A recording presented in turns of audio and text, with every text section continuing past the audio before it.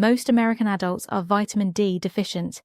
This is well established, and the standard medical advice is simple: take a vitamin D supplement, get your levels up.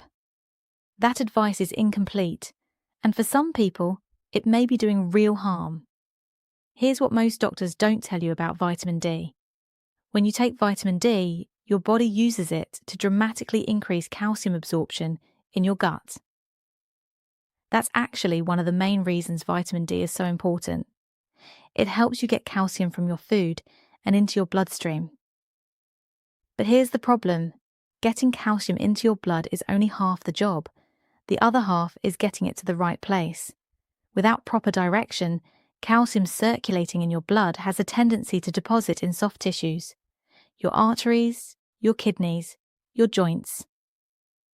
This is called ectopic calcification. It's associated with arterial stiffness, increased cardiovascular risk, and kidney stones. This is where vitamin K2 comes in, and why it matters more than most people realize. K2 is not the same as vitamin K1, which is involved in blood clotting and found in leafy greens. K2 is a distinct vitamin with a completely different job.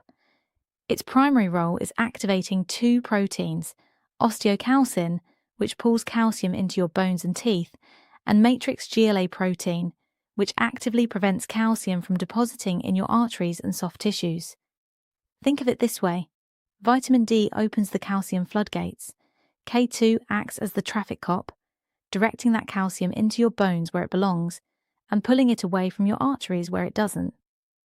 When you take high-dose vitamin D without K2, you may be increasing calcium in your blood without the protein activity needed to route it correctly. Over time, that calcium ends up somewhere it shouldn't. Research supports this. Studies show that vitamin K2 deficiency is associated with increased arterial calcification, and that populations with higher K2 intake have significantly lower rates of cardiovascular mortality. So what should you do? If you're supplementing vitamin D, especially at doses of 2000 IU or higher, pair it with vitamin K2. The form that matters is MK7, the longer-acting version derived from fermented foods like natto. A dose of 100 to 200 micrograms of MK7 daily is what most research uses. The two vitamins work synergistically. You need both. Food sources of K2 include aged cheeses, egg yolks, grass-fed butter, and fermented foods. If those aren't staples in your diet, supplementation makes sense. One important note: if you're on blood thinners like warfarin, talk to your doctor before adding any vitamin K. K2 at the doses used in supplements typically has minimal effect on clotting, but your doctor should know. The bottom line: vitamin D supplementation without K2 is an incomplete strategy. These two nutrients are meant to work together. Don't take one without the other.